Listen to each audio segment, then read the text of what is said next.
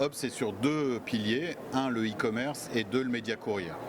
Donc commençons par ce qui n'a pas très bien marché, le média courrier s'est arrêté du jour au lendemain, que ce soit le prospectus avec des magasins qui étaient fermés pour la plupart de nos clients et ceux qui étaient ouverts, l'alimentaire, n'avaient pas besoin d'attirer des gens en magasin puisqu'il y avait plutôt une ruée vers la pénurie.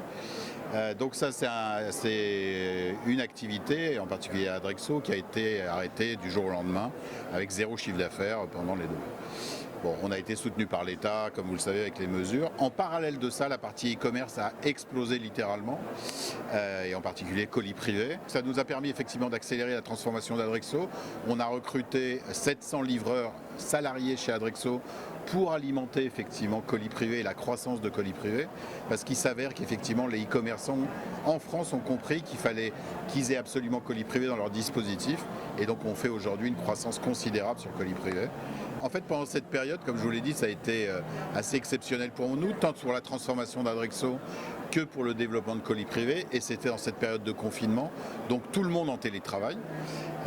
Et depuis, du coup, on se dit que cette formule-là est une formule qui est intéressante pour les salariés. On le voit bien, 75%, je crois, des salariés demandent à être en télétravail, et nous, on a vu l'efficacité, et donc on a décidé chez Ops de faire majoritairement du télétravail, quelle que soit l'évolution du Covid, en se disant, vous travaillez 2 jours au bureau et 3 jours chez vous. Voilà, ça c'est une moyenne. S'il y a des gens qui veulent plus ou moins, on s'adapte. C'est pas imposé, c'est proposé, et on croit vraiment à cette formule.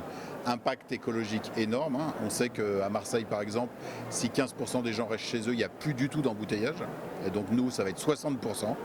Donc on contribue largement à ça. Si toutes les grandes entreprises font ça, voilà, on n'a pas besoin de créer des voies spécifiques de dégagement.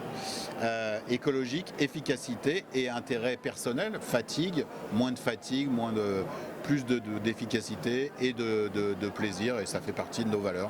Donc on est très content de pousser ça. On a lancé le drive local là, pendant le confinement, je peux vous en parler en quelques mots. On a rencontré une start-up et on a créé une plateforme d'intermédiation entre les commerçants qui peuvent s'inscrire gratuitement, commerçants locaux, qui s'adressent aux consommateurs locaux.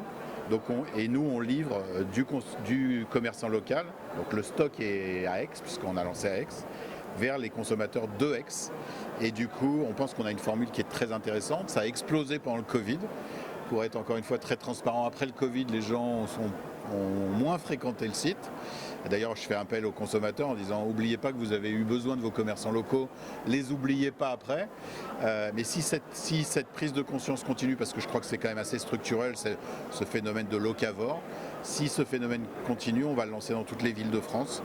On croit vraiment à ce truc local au local, avec ce service de livraison à domicile qui sera assuré par Adrexo. C'est aussi un développement nouveau pour Adrexo, qui va donc faire de la livraison de colis, e-commerce, mais aussi de la livraison de courses alimentaires autour des grandes métropoles.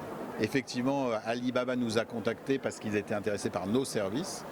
On travaille avec eux sur la livraison de colis, comme on travaille avec de nombreux Chinois. Et avec de nombreux e-commerçants aujourd'hui, on a gagné 50 clients cette année, et ça ne va pas s'arrêter vraiment. Donc c'est un partenaire client, pas rien d'autre.